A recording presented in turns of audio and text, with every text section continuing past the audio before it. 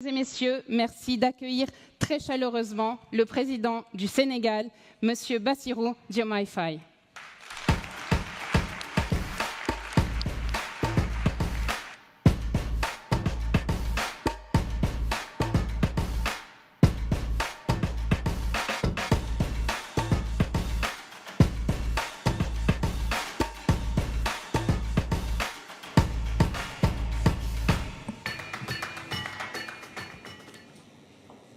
Excellences, Monsieur le Président de la République française, Monsieur Emmanuel Macron, chers collègues, chefs d'État et de gouvernement, Monsieur le Président du Comité exécutif du CIO, chers membres du mouvement olympique, Mesdames, Messieurs, je voudrais à l'entame de mon propos remercier le Président Emmanuel Macron et Monsieur Thomas Bach, président du comité exécutif du CIO, pour leur aimable invitation à ce sommet des Jeux du développement durable en prélude des Jeux olympiques Paris 2024.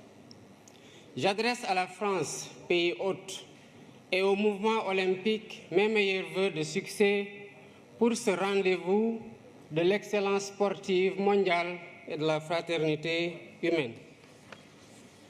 En nous réunissant ici sous le sceau, sous la bannière de l'olympisme, nous faisons vivre la tradition antique de la trêve olympique, célébrant les idéaux de paix, de sécurité et de compréhension mutuelle entre les peuples.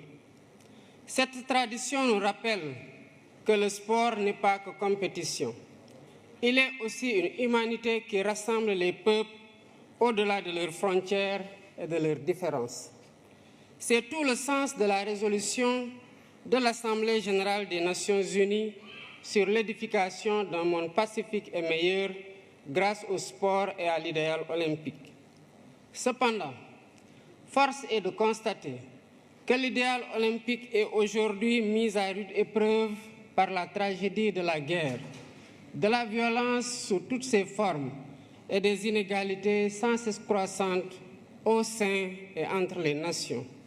Mesdames et Messieurs, ce sommet qui s'inscrit dans la continuité du pacte de Paris pour les peuples et la planète et la perspective du sommet de l'avenir en septembre prochain à New York nous interpelle sur l'urgence d'œuvrer de façon plus résolue à la réalisation des objectifs de développement durable.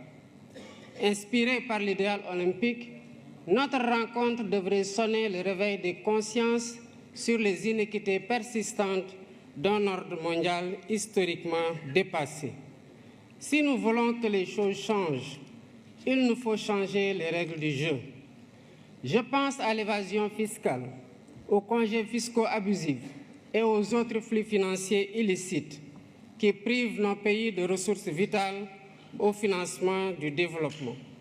Je pense à la question lancinante du traitement juste et équitable de la dette ainsi qu'au système de notation biaisé sur l'évaluation du risque concernant l'Afrique.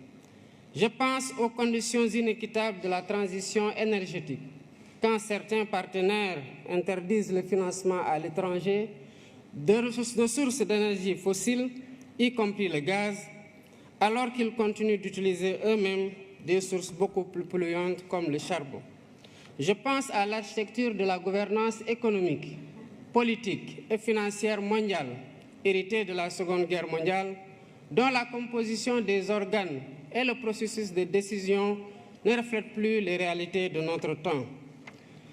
À maintes reprises et à juste titre, le secrétaire général des Nations Unies a alerté sur le risque de fragmentation d'un système international obsolète et non inclusif.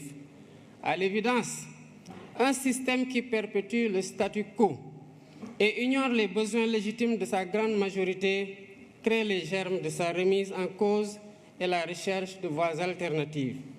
La mutation du groupe des BRICS en un sud global plus large montre à quel point le système international est contesté et combien il urge de le réformer pour le rendre plus inclusif, plus juste, plus transparent dans l'intérêt compris de tous. La réforme est possible si nous y mettons la volonté politique nécessaire. Excellences, Mesdames et Messieurs, dans 2 ans, le Sénégal accueillera le premier événement de l'olympisme en Afrique, avec les Jeux olympiques de la jeunesse. C'est un honneur que nous partageons avec notre continent. Merci au président Thomas Bach et merci aux membres du CIO pour le choix unanime porté sur le Sénégal pour abriter ce rendez-vous historique de la jeunesse mondiale. Conformément aux engagements convenus, nous préparons l'événement en tenant compte de 3 impératifs. D'abord, la co-construction entre l'État, le CIO et le Comité national d'organisation sous la conduite dynamique de M. Mamadou Diagne Ndiaye, président du Comité national olympique sportif sénégalais. Ensuite, la maîtrise des dépenses publiques en privilégiant la réhabilitation et la mise à niveau d'infrastructures existantes pour abriter les compétitions. Enfin, le suivi renforcé des questions de sécurité, d'hébergement, de transport, de restauration et de santé, entre autres. Je remercie le CIO et tous les partenaires qui nous accompagnent pour faire cette première de l'olympisme en Afrique une fête de la jeunesse du monde et une réussite collective dont nous serons tous fiers.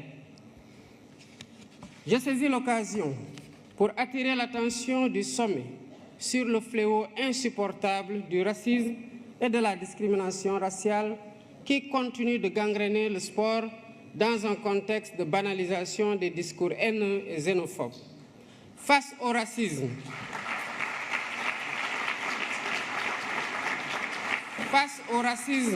et à la discrimination raciale, nous devons rester debout et intransigeants. C'est ainsi que nous pourrons mieux protéger les valeurs cardinales de l'olympisme et célébrer ensemble sa magnifique devise « Citius, Altius, Fortius ». Je vous remercie de votre aimable attention. Mesdames et messieurs, merci d'accueillir très chaleureusement le président du Sénégal, M. Bassirou Diomaye Faye.